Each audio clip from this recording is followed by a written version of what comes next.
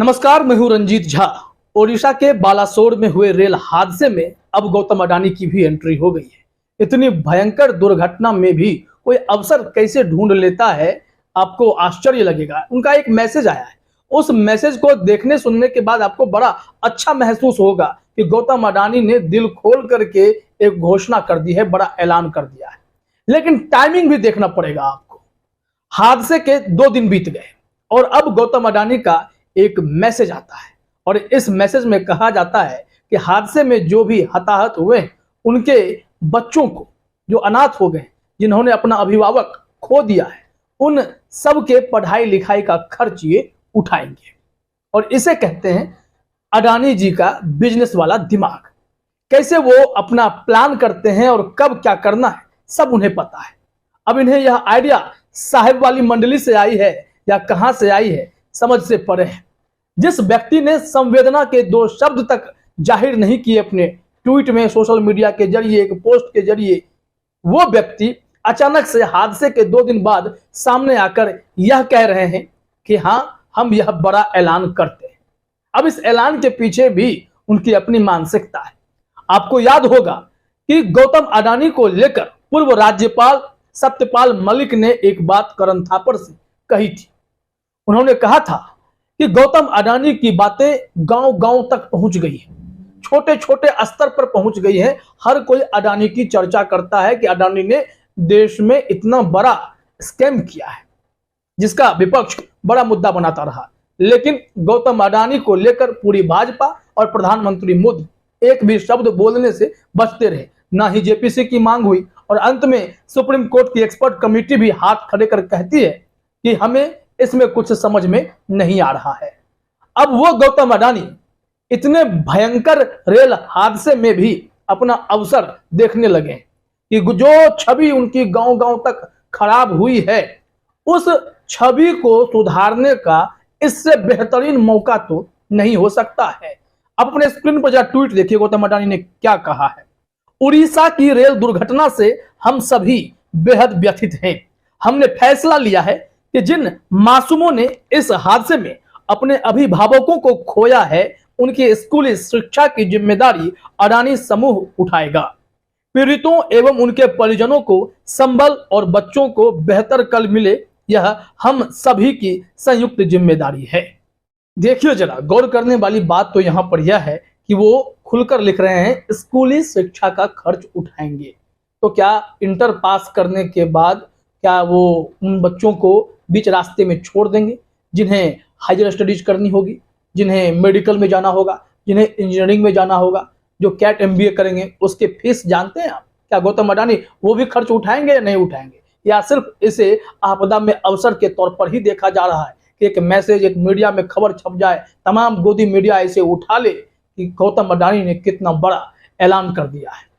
और आंकड़े जब आप निकालेंगे तो इसमें कितने बच्चे होंगे जिसका खर्च गौतम अडानी को उठाने में पसीना छूट सकता है? क्या कुछ नहीं होगा, ये सब कोई जानता है। तो इस वजह से इन्होंने टाइमिंग को देखते हुए ही यह ऐलान किया है। आप सभी जानते हैं कि गौतम अडानी और प्रधानमंत्री मोदी के संबंध कितने मित्रवत हैं।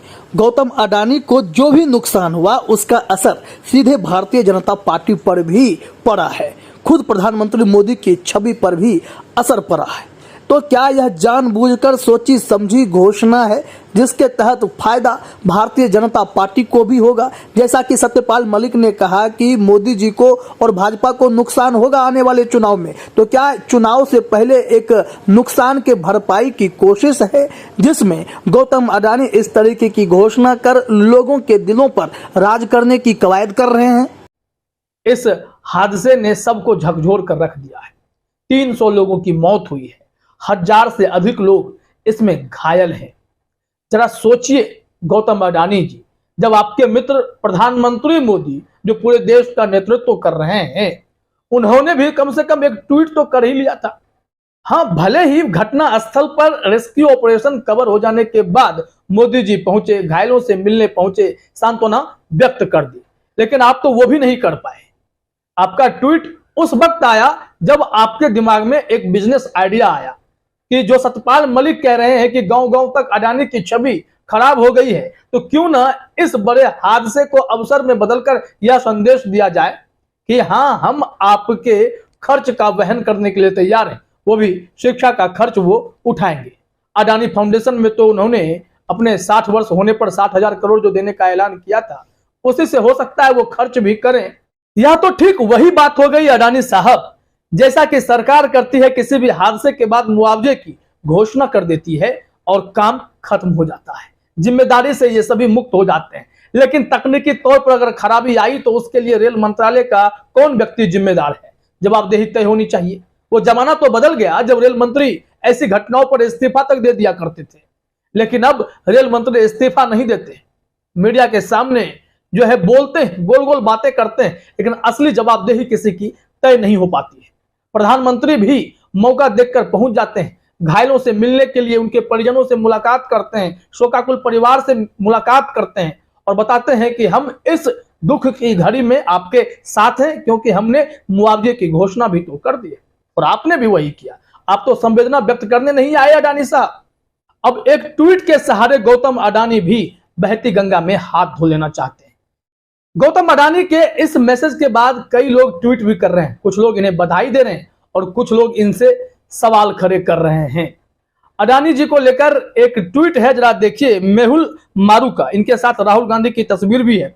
इन्होंने कमेंट में लिखा है, उड़ीसा में हुए दर्दनाक घटना रेलवे निजीकरण के दुष्परिणाम है। बाकी अडानी का ज्यादा से ज्यादा माल ढोने के लिए लगातार मालगाड़ियों का संचालन किया जा रहा, जो हादसे की प्रमुख वजहों में एक हो सकती है। बुलेट ट्रेन का सपना दिखाने वालों से एक्सप्रेस ट्रेन का संचालन भी नहीं हो रहा है। कभी भैंस से ट्रेन टकरा जाती है, सब भगवान भरोसे है। मोदी का रक्षा कवच कहां गया, जिसका प्रति किलोमीटर खर्च 50 लाख होना बताया गया था? क्या इसमें भी घोटाला कर दिया गया? हादसे में मृतकों को विनम्र श्रद्धांजलि अर्पित करता हूं। हालांकि यह क्लियर हो चुका है कि उस रूट पर कवच वाली टेक्निक का प्रयोग हुआ ही नहीं था। रेलवे आधुनिकीकरण पर क्या खर्च कर रही है या पैसा कहां जा रहा है, इसका कोई हिसाब नहीं है। सीएजी ने पहले भी लतार लगाई थी कि रेलवे अपने बजट में लगातार कटौती करता जा रहा है और इसका खामियाजा आम यात्रियों को भुगतना पड़ता है। तो क्या गौतम अडानी ने कभी यह नहीं सोचा कि इससे पहले भी इतने बड़े बड़े हादसे हो गए, उस वक्त भी सामने आते और ऐसे ही बड़े बड़े ऐलान कर देते, तो लगता कि हाँ, गौतम अडानी इस देश के आम नागरिकों की भरपूर चिंता करते हैं। लेकिन अब जिस तरीके से उन्होंने ट्वीट किया है, मैसेज डाला है, इससे तो यही लगता है संवेदना व्यक्त करने के समय आप सोए हुए थे और अब उन्हें आइडिया आया, क्यों ना इसी मौके का फायदा उठाते हुए अपनी छवि सुधार लें। तो इन्होंने ट्वीट कर दिया कि हम खर्च उठाने के लिए तैयार हैं उन बच्चों का जिन्होंने अपना अभिभावक इस हादसा में खो दिया है। लेकिन गौतम अडानी जी, इसके अलावा आपने और कौन सी सेवा की है, कौन सा बड़ा ऐलान किया है? लेकिन गौतम अडानी पर आरोप तो इसी बात के लगे हुए हैं कि जिस गौतम अडानी के ऊपर 2 लाख करोड़ से ऊपर का कर्ज है, जो व्यक्ति अपने कंपनियों के शेयर विदेशियों के हाथों बेच रहा है, स्टॉक्स बेच रहा है, वो व्यक्ति क्या अब इस मौके का फायदा उठाकर सिर्फ और सिर्फ अपना इमेज ही चमकाना चाहता है? अब जो इन्होंने घोषणा की है उसका हिसाब किताब कैसे होगा, जरा एक खबर देखिए अपने स्क्रीन पर। दैनिक जागरण ने जानकारी दी थी, गौतम अडानी बर्थडे। गौतम अडानी ने 60वें जन्मदिन पर किया 60,000 करोड़ का दान। जानिए कहां खर्च होगी यह राशि। और यह खबर कब की है? 24 जून 2022 की। तब तक गौतम अडानी रॉकेट के स्पीड से अपने नेट वर्थ में इजाफा कर रहे थे और उस वक्त उन्हें कोई रोकने टोकने वाला नहीं था। हिंडनबर्ग की रिपोर्ट जैसे ही इस साल आई है, उसके बाद गौतम अडानी सीधे धड़ाम हो गए। लगातार उनके शेयरों में गिरावट देखी गई और अभी भी शेयर कुछ खास उठ नहीं रहे हैं। लोग अलर्ट हुए हैं, बावजूद इसके मीडिया अपना काम कर रही है कि अडानी का आज यह शेयर बन गया रॉकेट, आज यह स्टॉक ने लगाई छलांग, इसमें लग गया अपर सर्किट। तो ये सारी बातें चल रही हैं। उधर पैरेलल में जो जांच हो रही है, वह जांच सिर्फ ऐसा लगता है दिखावे के लिए है, क्योंकि जांच में समय मांग रहा है सेबी। इसके अलावा सुप्रीम कोर्ट की एक्सपर्ट कमेटी ने कहा कि हमें कुछ समझ में नहीं आ रहा है, सेबी को ही कहिए कि इस पे जांच आगे बढ़ाते रहे। तो इस तरीके से गौतम अडानी उन तमाम जालों से निकलने की कोशिश में है। दूसरी तरफ रही बात छवि सुधारने की, तो यह बहुत ही बड़ा मौका हाथ लग गया। जैसे मोदी जी आए, फोटो खिंचवाए, घूम घूम कर तस्वीरें खिंचवाए, दोषियों को बख्शा नहीं जाएगा बोले और वापस चले गए। वो भी कब?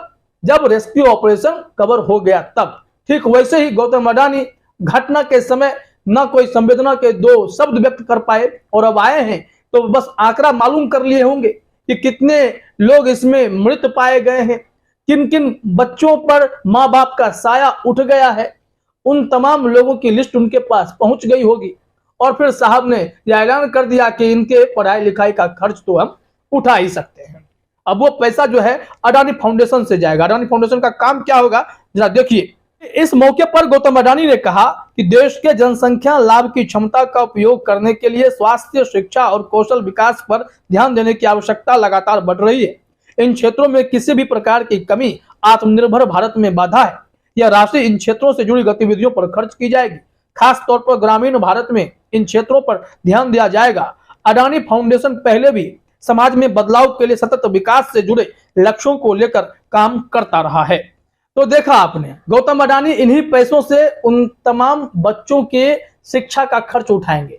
लेकिन गौर करने वाली बात है स्कूली शिक्षा की। क्या वो हायर एजुकेशन के लिए खर्च उठाएंगे? क्या इंटर तक आप पढ़वा देंगे, लेकिन उसके बाद जो असली खर्च पढ़ाई के होंगे उसकी जिम्मेदारी कौन लेगा?